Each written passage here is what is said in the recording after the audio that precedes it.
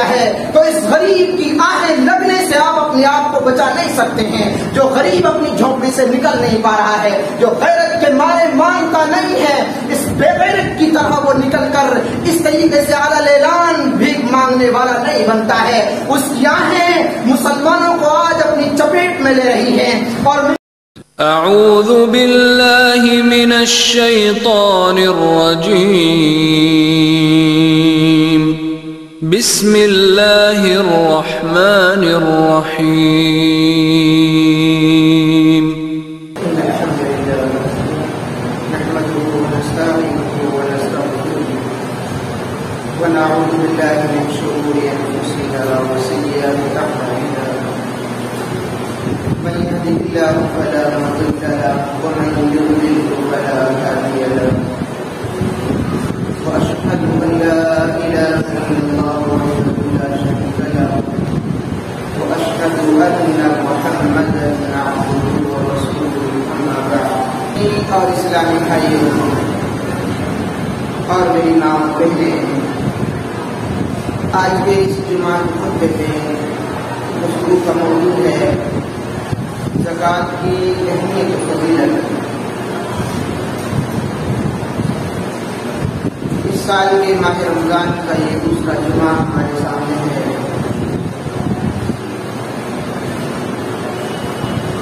اکثر مسلمان رمضان مبارک کے اندر اپنی زکوٰۃ کو نکالتے ہیں, اس لیے زکوٰۃ کے مسائل کو دہرانا, ان کی یاد دہانی کرانا یہ ضروری پڑ جاتا ہے. زکوٰۃ کے بہت سارے مسائل ہیں, اس لیے یہ اسلام کا ایک اہم حصہ ہے. جس طریقے سے نماز فرض ہے, جس طریقے سے ایمان میں داخل ہونے کے لیے اللہ رب العالمین پر یقین کرنا اور ایمان لانا فرض ہے, وہ بہو اسی انداز میں زکوٰۃ کی ادائیگی کرنا اس کے پورے مسائل کے ساتھ سال مکمل ہونے پر یہ بھی اسی طریقے سے فرض ہے. اللہ رب العالمین نے قرآن حکیم میں زکوٰۃ کو تقریباً 82 بار 82 مرتبہ ذکر کیا ہے. قرآن حکیم کسی مسئلے پر اتنی مرتبہ بولے اس کی اہمیت اور اس کی افادیت اور اس کی فضیلت کے لیے یہ کافی ہے. لیکن اللہ رب العالمین نے اس کے مسائل کو قرآن آیات میں اور پیارے حبیب جناب محمد رسول اللہ صلی اللہ علیہ وسلم نے احادیث مبارکہ کے اندر تفصیل سے بیان فرمایا ہے.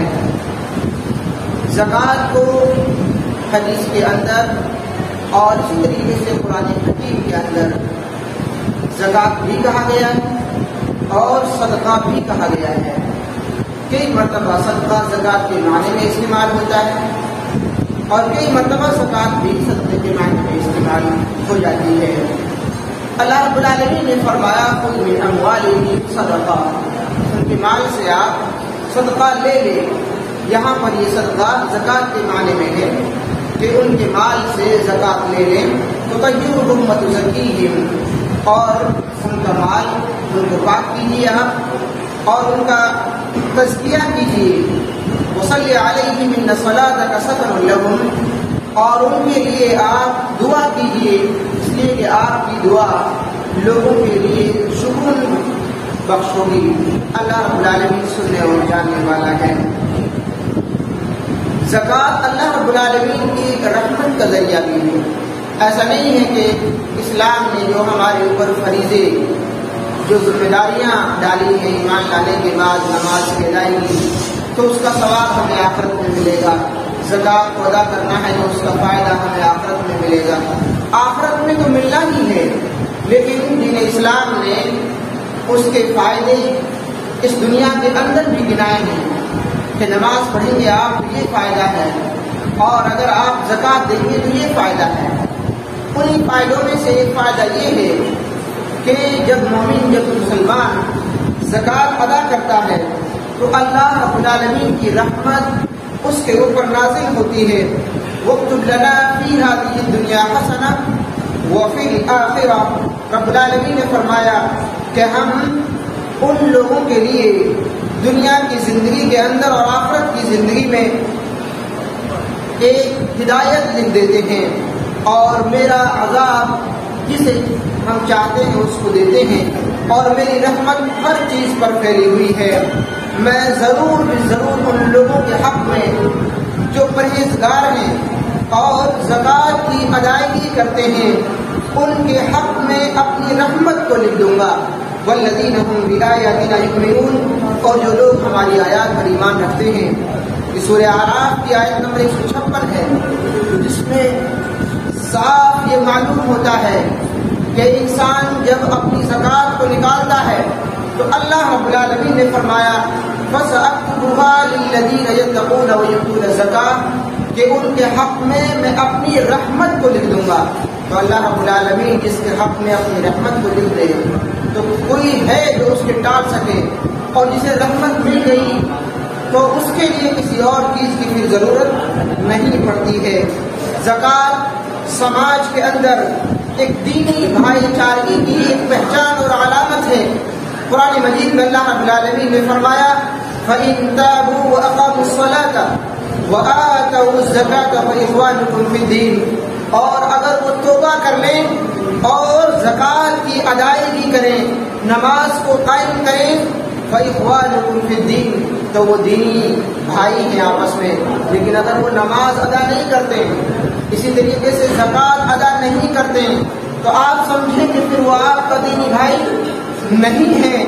اس لیے دینی بھائی نہیں ہے کیونکہ مسلمانوں کے پہلے خلیفہ سیدنا ابوبکر صدیق رضی اللہ تعالی عنہ نے جب مسلمانوں کی خلافت کی ذمہ داری سنبھالی تو اس وقت کچھ لوگ سماج میں ایسے تھے جنہوں نے آواز اٹھائی کہ ہم آپ صلی اللہ علیہ وسلم کو زکوٰۃ دیا کرتے تھے، اب ہمارے درمیان میں نبی کریم صلی اللہ علیہ وسلم نہیں ہیں، تو اب ہم زکوٰۃ نہیں دیں گے، اپنے مال سے ہم پورا فائدہ اٹھائیں گے. تو اللہ کے رسول صلی اللہ علیہ وسلم کے پہلے خلیفہ سیدنا ابوبکر صدیق رضی اللہ تعالیٰ عنہ نے ارشاد فرمایا کہ اگر یہ لوگ اپنے بچڑے کے گلے میں بندھنے والی رسی کو بھی زکوٰۃ میں دیا کرتے تھے اور اگر آج کے دن اس کو بھی روکیں گے تو ہم علی الاعلان ان سے جنگ کرنے کے لیے تیار ہیں. کئی صحابہ کرام ایسے بھی تھے جنہوں نے اس بات پر اعتراض کیا. خود سیدنا عمر فاروق رضی اللہ تعالیٰ عنہ نے بھی اعتراض کیا اور کہا کہ ہم جو لا الہ الا اللہ پڑھتے ہیں اور جو نماز کی ادائیگی کر رہے ہیں، بیت اللہ کا حج کر رہے ہیں، آپ اور ہم ان سے کس انداز میں جنگ کر رہے ہیں، ان کے خلاف ہم کس طریقے سے لڑنے کے لیے تیار ہو جائیں، ایسا تو ہمارے دماغ سے باہر ہے. جب ابوبکر صدیق رضی اللہ تعالیٰ عنہ نے قرآن اور حدیث کے دلائل سے بیان پیش کیا صحابہ کرام کے سامنے تو عمر فاروق رضی اللہ تعالیٰ عنہ فرماتے ہیں مجھے ایسا لگا کہ یہ آیتیں ہمارے سامنے ابھی اتر رہی ہیں. اور اس کے بعد میں مسلمانوں نے جنگ کی ان تمام منافقین سے یا ان تمام لوگوں سے جن کے دل میں زکوٰۃ کا ایک مرض پیدا ہو گیا تھا اور ایک تحریک چل پڑی تھی منکرین زکوٰۃ کی کہ وہ زکوٰۃ کا انکار کر رہے تھے. تو مسلمانوں نے ان سے زکوٰۃ کر کے اس بات کو اور اس تحریک کو یا اس شوشے کو جو شیطانی ہتھ کنڈا تھا اسے ہمیشہ ہمیشہ کے لیے ختم کر دیا اور یہ ثابت کر دیا دلائل سے بھی اور تمام طریقے سے کہ اللہ رب العالمین نے زکوٰۃ کو فرض کیا ہے تو وہ ہر دور میں فرض ہے اور ہر حال میں وہ فرض ہے الا یہ کہ آدمی کے اوپر زکوٰۃ فرض نہ ہو. زکوٰۃ کی ادائیگی یہ ایمان کی نشانی ہے، ایمان کی یہ پہچان ہے. آدمی زکوٰۃ دیتا ہے تو آپ سمجھ سکتے ہیں کہ یہ آدمی مسلمان ہے، ایمان کی اس کے اندر ایک پہچان پائی جاتی ہے. اسی طریقے سے زکوٰۃ کو مسلم سماج کی خاص عادت اور پہچان بھی بیان کیا گیا ہے. والذین والمؤمنون والمؤمنات بعضهم اولیاء بعض یأمرون بالمعروف وینہون عن المنکر. مسلم سماج کی یہ پہچان ہے کہ وہ بھلائی کا حکم دیتے ہیں اور برائی سے لوگوں کو روکتے ہیں، وَيُقِيمُ الصَّلَاةَ اور نماز قائم کرتے ہیں، وَيُؤْتُونَ الزَّكَاةَ اور زکات ادا کرتے ہیں، وَيُطِيعُونَ اللَّهَ وَرَسُولَهُ اور اللہ اور اس کے رسول کی وہ فرما برداری کرتے ہیں۔ تو یہ مسلم سماج کی پہچان بیان کی گئی ہے سورۃ توبہ آیت نمبر 71 کے اندر۔ زکات اہل جنت کی بھی پہچان ہے۔ اللہ کے رسول صلی اللہ علیہ وسلم نے جب ان کے سفر کے دوران ایک دیہاتی آدمی نے آپ صلی اللہ علیہ وسلم کی اونٹنی کی نگین پکڑ لی اور پکڑنے کے بعد کہا کہ مجھے بھی جنت والا راستہ بتا دیجیے، مجھے بھی وہ موٹے موٹے اصول بیان کر دیجیے تاکہ میں جنت پہ پہنچ سکوں۔ تو آپ صلی اللہ علیہ وسلم نے اس کے سامنے جو موٹی موٹی باتیں پیش کی ان میں زکات کو بھی شامل کیا۔ فرمایا تعبد اللہ، اے میرے بھائی اللہ کی عبادت کرتے رہنا، لا تشرک بی شیئا اللہ کے ساتھ کسی کو شریک نہ کرنا، وتقیم الصلاۃ اور نماز کو ہر حال میں قائم رکھنا، وتؤتی الزکاۃ اور زکات کو دیتے رہنا، وتصل الرحم اور لوگوں کے ساتھ صلہ رحمی کرنا۔ اور اس کے بعد میں کہا دع الناقہ، اب میری اونٹنی کی نکیل کو چھوڑ دو میرے بھائی۔ یہ آپ کا ایک رحیمانہ اور مشفقانہ انداز تھا، بادشاہت کے انداز میں نکلنے والا دنیا کا یہ عظیم لیڈر جس کے سامنے ایک عام دیہاتی بھی اپنی بات کو، اپنی فریاد کو لے کر بیابان اور جنگل میں اور ہزاروں صحابہ کرام کی نگرانی کے درمیان میں اپنی فریاد کو پہنچنے کے لیے اور اپنی فریاد کو رکھنے کے لیے کھلے عام بادشاہ تک پہنچنے کی ہمت رکھتا تھا۔ آج کے دور میں ہم دیکھ رہے ہیں جس طریقے سے پورا کا پورا دیش ایک لاقانونیت کی طرف اور لامذہبیت کی طرف بکھرتا چلا جا رہا ہے۔ دیش کی اس وقت کی استھتی جس طریقے سے ڈکٹیٹرشپ کی طرف نکلتی چلی جا رہی ہے اور قانون ایک نام کا رہ گیا ہے برائے نام، اس کے اوپر جہاں مسلم سماج کو دھیان دینے کی ضرورت ہے وہیں پر دیش کے ان تمام شکشت اور جاگروک لوگوں کو اٹھ کر اور ہوش کے ناخن لینے کی ضرورت ہے۔ اگر ہم نے اس وقت بھی ہوش کے ناخن نہیں لیے اور ہم آگے نہیں بڑھے اپنے دیش کو بچانے کے لیے، دیش کی استھتی کو سنبھالنے کے لیے، تو وہ دن دور نہیں جب صلہ رحمی کرنے والے، بھائی چارگی کی دعوت دینے والے اپنے گھروں میں اپنے گھروں کی حفاظت نہیں کر پائیں گے، چاہے وہ کسی بھی مذہب سے تعلق رکھتے ہوں۔ اس لیے مسلم سماج کو اور عموماً تمام دیش واسیوں کو دیش کی حفاظت کے لیے ہمہ وقت جاگروک رہنا بے انتہا ضروری ہے۔ اللہ رب العالمین نے زکوٰۃ کے تعلق سے اور مزید ارشاد فرمایا کہ زکوٰۃ کی ادائیگی سے مال بڑھتا ہے، اس سے برکت آتی ہے، اور انسان مال کی زکوٰۃ جب نکالتا ہے تو آفتوں سے محفوظ رہتا ہے۔ وما آتیتم من ربا لیربو فی اموال الناس، سوشل میڈیا پر سود کے تعلق سے ابھی پچھلے وقت جو بہت اعلیٰ لیول کے پڑھے لکھے مانے جاتے ہیں، اسکالر مانے جاتے ہیں، ان کی یہ گفتگو چھڑی کہ یہ جو بینک کا سود ہے اسے کئی طریقے سے حلال کرنے کی ایک انہوں نے سبیل نکالی جو قرآن اور حدیث سے بالکل بھی ثابت نہیں ہے۔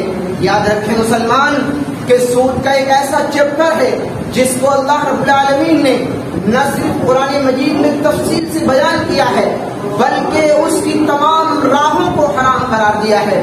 تمام راستوں کو حرام کرنے کے ساتھ ساتھ سود سے ملنے والی، سود کی طرف جھکنے والی، سود کا جس میں ذرہ برابر بھی ملاوٹ ہو جائے، ان تمام راستوں کو بھی اعلی اعلان حرام قرار دیا ہے۔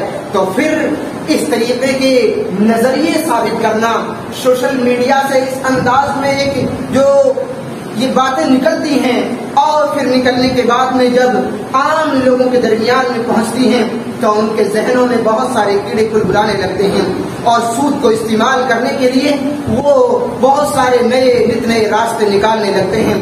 رب العالمین نے فرمایا وَمَا آتَيْتُم مِّن رِّبًا لِّيَرْبُوَ فِي أَمْوَالِ النَّاسِ فَلَا يَرْبُو عِندَ اللَّهِ، اور اللہ رب العالمین نے یہ عام اعلان کیا ہے کہ جو لوگ اپنا مال سود پر دیتے ہیں اس لیے کہ ان کا مال بڑھ جائے گا. فلا يربو عند اللہ، جان لیں کہ ان کا مال اللہ رب العالمین کے نزدیک نہیں بڑھتا ہے. وما آتیتم من زکاۃ، اور جو زکات نکالتے ہیں، صدقہ و خیرات نکالتے ہیں، تریدون وجہ اللہ، اللہ رب العالمین کی خوشنودی حاصل کرنے کے لیے، فاولئک هم المضعفون، تو ایسے ہی لوگوں کا مال دگنا اور دو گنا ہونے والا ہے. یہ سورہ روم کی آیت نمبر 39 ہے.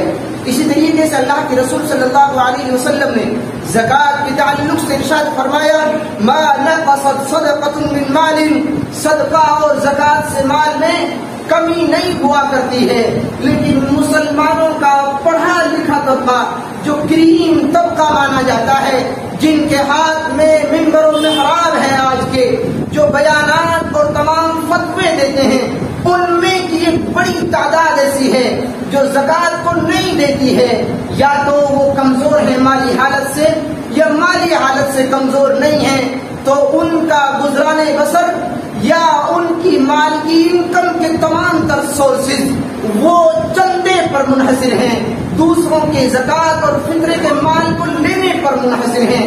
اسلام کا یہ اعلیٰ رکن، اسلام کا یہ بڑا حصہ جس کے اوپر مسلم طبقے کی ایک بڑی کریم اس سے محروم ہے، تو مسلم سماج کی حالت کیا ہوگی، اس سے اندازہ لگایا جا سکتا ہے.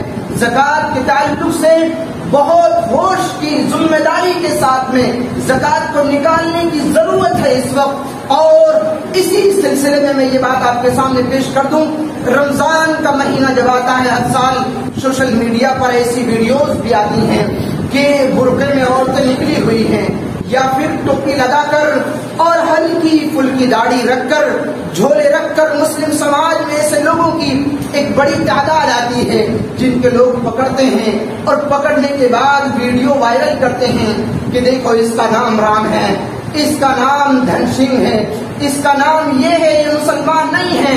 یہ جو شکلیں بن رہی ہیں کہ غیر مسلم کا لباس پہن کر مسلم سماج میں مانگنے کے لیے نکل آتے ہیں، اس کے دو رخ ہیں، اور ہر چیز کے دو رخ ہمارے سامنے ہونے چاہیے. ایک تو پہلا رخ تو یہ ہے کہ اس نے یہ طریقہ اس لیے اپنایا ہے کیونکہ مسلم سماج سب سے زیادہ دان کرنے والا یہ سماج ہے، یہ سب سے زیادہ صدقہ و خیرات کرنے والا سماج ہے.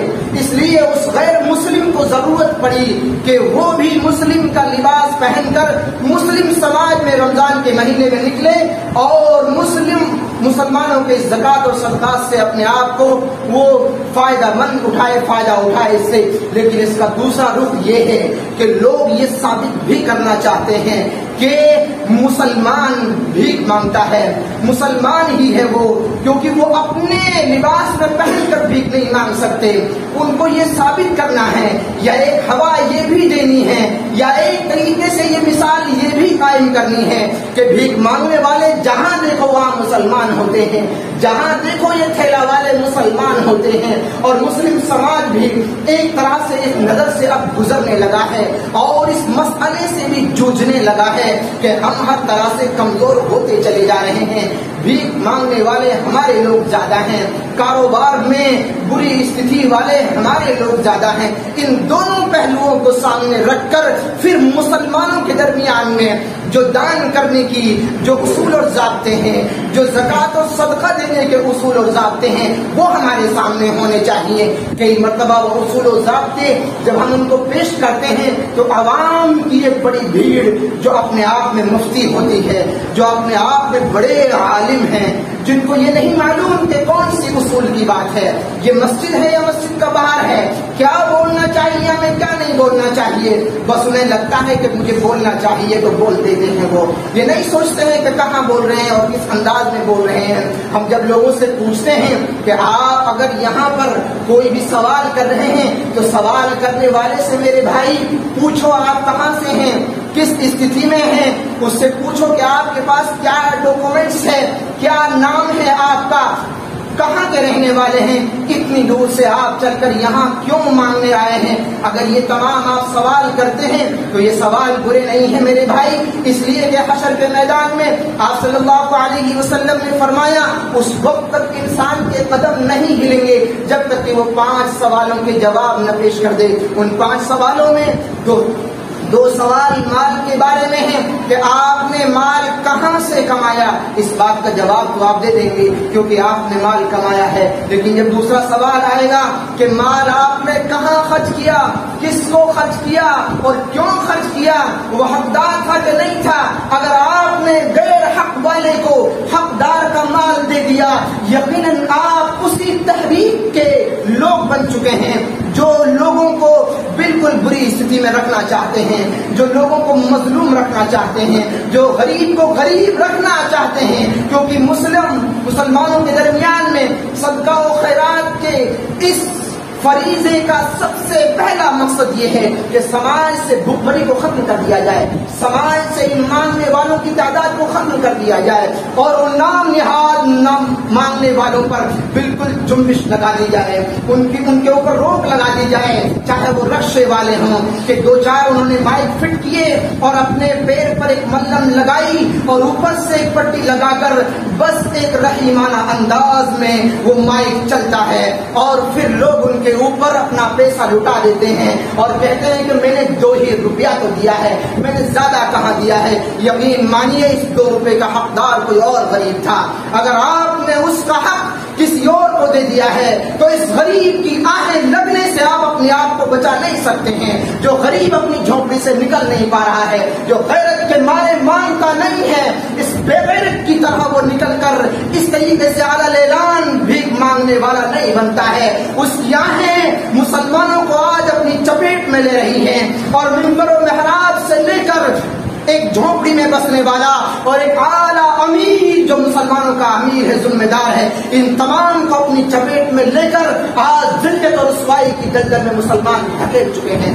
مسجد سے لے کر مدارس تک تمام کی حالت اس طریقے سے ہو گئی ہے کہ اگر ان کو کچھ دن کے لیے بھی روپیہ پیسہ یا زکوٰۃ اور خیرات کا سلسلہ ان کے درمیان بند کر دیا جائے تو ان کو بند ہونے میں چند دن لگیں گے، وہ اپنی موت خود مر جائیں گے۔ یہ حالت ہماری ان آداب اور اصول و ضوابط پر عمل نہ کرنے کی وجہ سے ہوئی ہے۔ زکوٰۃ کے اور بھی بہت ساری چیزیں ہیں جو آپ کے سامنے عرض کرنی ہے۔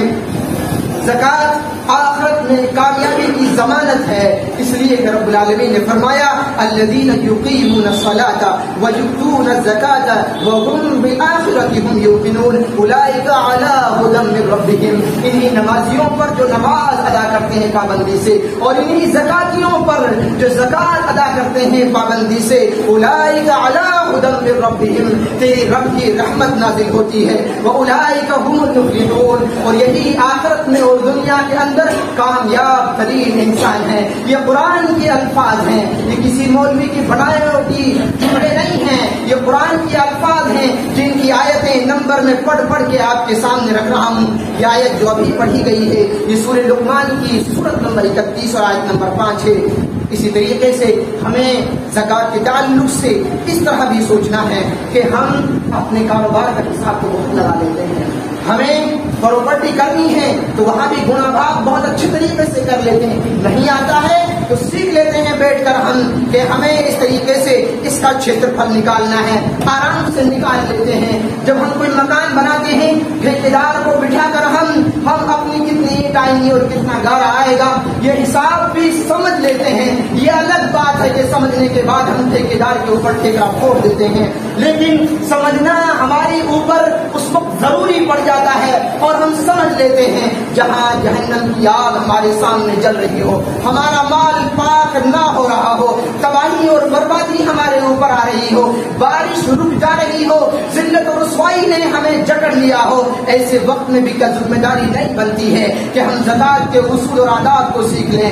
بس اسی ملٹیپلائی اور گناہ اور بھاگ کا تو مسئلہ ہے جو بالکل 5ویں تک بچوں کو پڑھا دیا جاتا ہے۔ اگر آپ مال کو اس उस कीमत को इधर रखें और अगर उससे भाग कर आप 40 से भाग कर दें तो सामने वाला रिजल्ट आने वाली जो वो रकम होती है जो आपको ज़कात देनी है तो बहुत बड़ा मसला नहीं है। मिसाल के तौर पर आपके पास 6 लाख रुपए हैं, 6 लाख को अगर आपने भाग कर दिया है, तकसीम कर दिया है 40 से, तो जो रिजल्ट आएगा वो आएगा जो आपको ज़कात देनी होगी और उस ज़कात को आप निकाल दीजिए। कोई बहुत बड़ा मसला नहीं है जिसके ताल्लुक से नौजवान और बुजुर्ग आज भी ये कहते हुए घूमते हैं हमें ज़कात का निकालने का तरीका नहीं मालूम है, हमें ज़कात आती नहीं है किस अंदाज में निकालें, इसलिए हम ज़कात देते भी नहीं हैं। जो जेब में है उसे हम पकड़ा देते हैं, जो आया सामने उसको हम दे देते हैं। मेरे भाई ये ज़कात देने का अंदाज नहीं है, ना इससे ज़कात की अदायगी होती है। ये ज़कात एक अहम फरीदा है जिसको अदा करना बेहद ज़रूरी है। इसीलिए आप सल्लल्लाहु अलैहि वसल्लम ने फरमाया मानिउ ज़काती यौमल क़ियामति फिन्नार, ज़कात का इनकार करने वाले चाहे ऐसे इनकारी हों कि जो सामने आया उसको दे दिया, ये भी एक तरह से इनकार ही है। और एक इनकार वो है कि हम नहीं देते हैं, हम तो वहाँ खर्च करेंगे जहाँ हमारी शोहरत होगी, वहाँ खर्च करेंगे हम जहाँ हमारे लिए एक इज्जत और वक़ार का एक मकाम बनेगा, हम तो वहाँ खर्च करेंगे जहाँ नाम पैदा होगा। ये भी एक तरह से ज़कात का इनकार ही है। और आप सल्लल्लाहु अलैहि वसल्लम ने फरमाया मानिउ ज़कात, ज़कात का इनकार करने वाले क़यामत के दिन फिर नारी जहन्नम की आग में होंगे। वल्लज़ीना यक्निज़ून अज़-ज़हब वल-फ़िज़्ज़त वला युनफ़िक़ूनहा फ़ी सबीलिल्लाह फ़बश्शिरहुम बिअज़ाबिन अलीम। और सोना और चांदी को बटोर कर खजाना बनाने वालों सुनो सूरह तौबा की आयत नंबर 35 और 34 को कि वला युनफ़िक़ूनहा फ़ी सबीलिल्लाह, जो अपने इस माल में से अल्लाह रब्बुल आलमीन के रास्ते में ज़कात नहीं निकालते हैं, फ़बश्शिरहुम बिअज़ाबिन अलीम, दर्दनाक अज़ाब की ऐसे लोगों के लिए खुशखबरी सुना दीजिए। यौम युल्क़ा अलैहा फी नारी जहन्नम, और इसी माल को जहन्नम की आग पर तपाया जाएगा। फतुक्वा बिहा जिबाहुहुम, और फिर इसको तपाकर उनकी पेशानियों पर रखा जाएगा। वजुनूबुहुम, उनके पहलुओं को दागा जाएगा। वज़ुहूरुहुम, और उनकी पीठ पर इस तपते हुए माल को रखा जाएगा। हाज़ा मा कनज़्तुम, और कहा जाएगा ये है तुम्हारा माल, ये तुम्हारा बैंक बैलेंस है जिस पर तुम इतराया करते थे। ये सूरह तौबा की आयत है। और इसी तरीके से ज़कात के ताल्लुक से अल्लाह रब्बुल आलमीन ने सूरह आल इमरान की आयत नंबर 180 में इरशाद फरमाया वला यहसबन्नल्लज़ीना यबख़लूना बिमा आताकुमुल्लाहु मिन फ़ज़लिहि हुवा ख़ैरन लहुम बल हुवा शर्रुन लहुम सयतवक़ून मा बख़िलू बिही यौमल क़ियामा। जिन लोगों को अल्लाह रब्बुल आलमीन ने माल दिया है और इस माल में वो कंजूसी करते हैं, बख़ीली करते हैं, सयतवक़ून मा बख़िलू बिही यौमल क़ियामा, कल रोज़े क़यामत ये माल उनके गर्दन में एक तोप बनाकर लटका दिया जाएगा। इसलिए कि वो मीरासुस समावाति वल अर्द, आसमान और ज़मीन की मीरास का मालिक सिर्फ अल्लाह रब्बुल आलमीन है और वो तमाम चीज़ों की खबर रखने वाला है। अल्लाह के रसूल सल्लल्लाहु अलैहि वसल्लम ने एक हदीस में ये अल्फाज भी इरशाद फरमाए वलम यमनहु ज़कात अमवालिहिम इल्ला मुनिउल क़त्र मिनस समाई वलौलल बहाइम।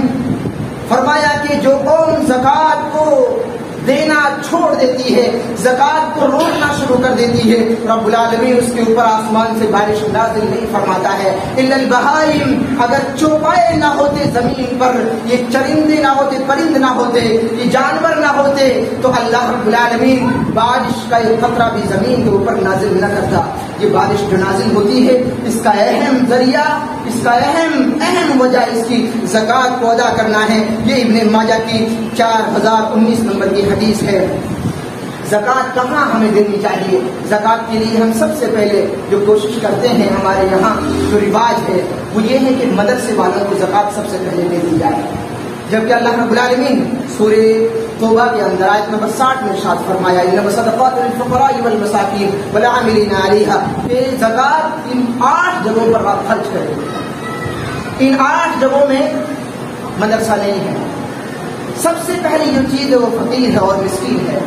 आप ज़कात का सबसे पहला, आपकी ज़कात का जो मुस्तहिक़ है वो फ़कीर और मिस्कीन है।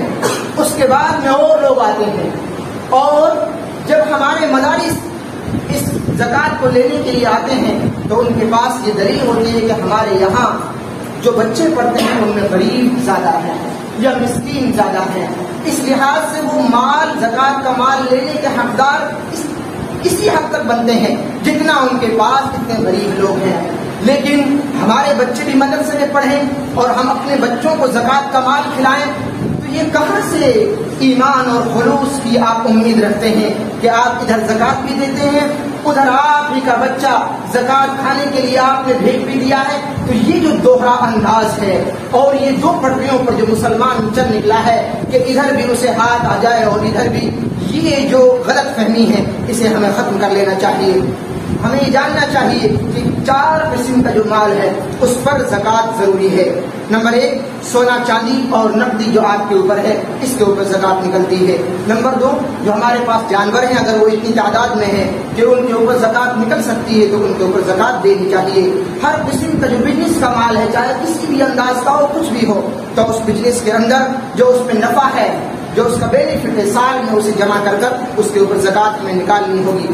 زمین سے جو مال ہمیں حاصل ہوتا ہے مثلا پھل ہے سبزیاں ہیں اور بھی بہت سارے دفینے ہیں، کئی مرتبہ کچھ نکل آتا ہے سونا چاندی بھی، یا کہیں تیل نکل رہا ہے کوئلے نکل رہے ہیں، ان تمام چیزوں میں سال گزرنے کے بعد اس کے اوپر بینیفٹ میں زکوٰۃ ہے. یا اگر وہ سبزیاں ہیں پھل ہیں تو ان کا ایک الگ انداز ہے زکوٰۃ نکالنے کا، اس طریقے سے اس میں زکوٰۃ ہماری نکالنی ضروری ہے. زکوٰۃ کی جو شرائط ہیں وہ بھی ہمیں معلوم ہونے چاہیے کہ زکوٰۃ اس مال میں نکلے گی جس کے آپ مالک ہیں. آپ مالک ہیں اس میں زکوٰۃ نکالیں اس مال میں. نمبر 2 وہ مال اتنا ہو کہ زکوٰۃ کی مقدار کو پہنچ رہا ہو. زکوٰۃ کی مقدار آپ کیسے طے کریں گے؟ اللہ کے رسول صلی اللہ علیہ وسلم نے فرمایا کہ سونا اگر کسی کے پاس 7.5 تولہ ہے، 7.5 تولہ سونا اگر کسی کے پاس ہے، اب 7.5 تولہ کا جو مسئلہ آتا ہے اسے آپ گنا کر دیجئے اس وقت کا جو آپ کا گرام چل رہا ہے. گرام سے جیسے آپ اسے کریں گے سامنے جو آئے گا وہ آپ کا پورا جو تولہ ہے وہ گرام میں یعنی کنورٹ ہو جائے گا. جیسے کہ مثال کے طور پر 10 والا عام طور پر تولہ چل رہا ہے اور کتابوں میں عام طور پر وہ پرانا تولہ ہے جو 12 یعنی 12.25 کے برابر ہے. اس طریقے سے یہ جو آپ کا مال سونا کے برابر پہنچے گا. تو اتنا مال اگر آپ کے پاس ہے تو اس میں سے آپ زکوٰۃ نکالیں گے. اور چاندی اگر آپ کے پاس 52.5 تولہ ہے تو اس میں سے آپ کو زکوٰۃ نکالنی ہوگی. اپنا مال ضروریات سے فارغ ہو. آپ کے پاس مال ہے لیکن آپ کی اپنی ضرورتیں بھی ہیں، جیسے آپ کا کولر ہے یہ آپ کے استعمال میں آتا ہے، بائک ہے یہ آپ کے استعمال میں آتی ہے، تو اس کو آپ زکوٰۃ والے مال میں نہ جوڑیں. جو الگ مال ہے اس کو آپ زکوٰۃ کے مال میں جوڑ کر اس تمام مال کو اکٹھا کر کے اس میں سے آپ زکوٰۃ نکالیں گے. آپ کے اوپر کوئی قرض ہے اور آپ کو ادا کرنا ہے تو اس میں سے قرض کو الگ کر دیں، پھر دیکھیں گا آپ کا مال زکوٰۃ کی مقدار کو پہنچ رہا ہے یا نہیں. اگر پہنچ رہا ہے تو اس میں سے آپ زکوٰۃ نکالیں. آپ غلام نہ ہو، آزاد ہوں. آزاد مسلمان پر زکوٰۃ ہے، غلام پر نہیں ہے. اور جو یہ مال ہے یہ حرام کا نہ ہو، یہ حلال مال ہو. اب یہ نہ سوچیں آپ کے دھیرے دھیرے عام مسلمان یہ سوچنے لگتا ہے کہ میرے پاس حرام کا مال ہے اب میں اس میں زکوٰۃ ہی نہیں دوں گا. تو آپ مسلمان ہی کس بات کے ہیں؟ کہاں سے آپ کو زکوٰۃ بنتی کہاں سے بھائی؟ آپ جب حرام کا مال ہی کھا رہے ہیں تو آپ کہاں سے کہہ رہے ہو کہ میں نماز پڑھ رہا ہوں اور میں تراویح کی نماز پڑھ رہا ہوں؟ جب مال حرام کا کھا رہے ہیں آپ تو کہاں سے آپ ادھر کی صف میں آ رہے ہو؟ بڑے ادھر کی صف میں آپ کا نام نہیں ہے، آپ کا نام کہیں دوسری صف میں لکھا جا چکا ہے. ایسے ہی یہ نماز کے اور بھی مسائل ہیں انشاءاللہ جو فجر اور عشاء کی نماز میں جو بیان ہوتے ہیں. مسلسل انشاءاللہ جو سماج کے مسائل ہیں، زکوٰۃ پر جو سوالات آپ کی طرف سے آتے ہیں یا جو میں نے کم سے کم 30 سے 35 مسائل جو لکھ رکھے ہیں انشاءاللہ ان کو میں فجر اور عشاء کی نماز میں بیان کرنے کی کوشش کروں گا. رب العالمین سے دعا رب العالمین ہم تمام لوگوں کو صحیح انداز میں زکوٰۃ کے اس فریضے کو ادا کرنے کی توفیق نصیب فرما. مولا کریم صحیح انداز میں ہمیں قرآن حدیث کے مطابق زندگی گزارنے کی توفیق نصیب فرما. رب العالمین زکوٰۃ کے مسئلے میں جو کوتاہی اور سستیاں ہمارے سماج میں رائج ہو چکی ہیں ان تمام سستیاں اور ان تمام کاہلیوں سے ہم تمام لوگوں کو نکلنے کی توفیق اور طاقت اور ہمت نصیب فرما. مولا کریم ہمیں صحیح وقت پر صحیح انداز میں اور مستحقین تک زکوٰۃ کا مال پہنچانے کی توفیق نصیب نصیب فرما، مولا کریم صحیح انداز میں قرآن اور حدیث پر چلنے کی توفیق نصیب فرما، الہ العالمین جو بیمار ہیں ان کو شفاء کاملہ عاجلہ نصیب فرما، مولا کریم ہم سب کو حلال اور پاکیزہ مال حاصل کرنے کی توفیق نصیب فرما، الہ العالمین ہم سب کو اپنی صحیح انداز میں تجارت اور بزنس کرنے کی توفیق نصیب فرما، مولا کریم ہماری بزنس میں اور ہماری تجارت کے اندر برکت اور ہم سب کو صحیح انداز میں اسے کرنے کی توفیق نصیب فرما، مولا کریم جو قرض میں دب گئے ہیں الہ العالمین کی قرض کی ادائیگی کی کوئی سبیل اور راستہ پیدا فرما، الہ العالمین صحیح انداز میں ہم سب کو قرآن اور حدیث کی باتوں کو سننے کے بعد میں ان پر عمل کرنے کی توفیق نصیب فرما، اپنے بچوں کی اسلامی تربیت کرنے کی توفیق نصیب فرما، جو اس دنیا سے جا چکے ہیں ان کی قبروں کو نور سے منور فرما، ان کے حساب و کتاب میں آسانی کا معاملہ فرما، مولا کریم ہمارے ان جماعت کو، ہمارے ان خطبات کو، ہماری ان نمازوں کو، ہماری ان روزوں کو، الہ العالمین ہماری اس نماز تراویح اور قیام اللیل کو تو اپنے یہاں شب کو قبولیت سے نواز دے، الہ العالمین جب تک ہم اس دنیا کے اندر زندہ رہیں ہمیں اسلام پر زندہ رکھ، جب ہمیں اپنے پاس بلا تو ہماری زبانوں پر کلمہ طیبہ لا الہ الا اللہ محمد رسول اللہ کی کلمات ہوں، وصلی اللہ تعالی علی خیر خلقہ محمد وآلہ وصحبہ اجمعین، وآخر دعوانا الحمدللہ رب العالمین۔ سبھی طرح کی اسلامی ویڈیوز، تقاریر، دروس اور افواہوں کا سچ دیکھنے کے لیے اقرا اسٹڈی سینٹر کو سبسکرائب کریں۔ کسی بھی نئی ویڈیوز کے لیے کامنٹ باکس میں اپنا سوال ٹائپ کریں۔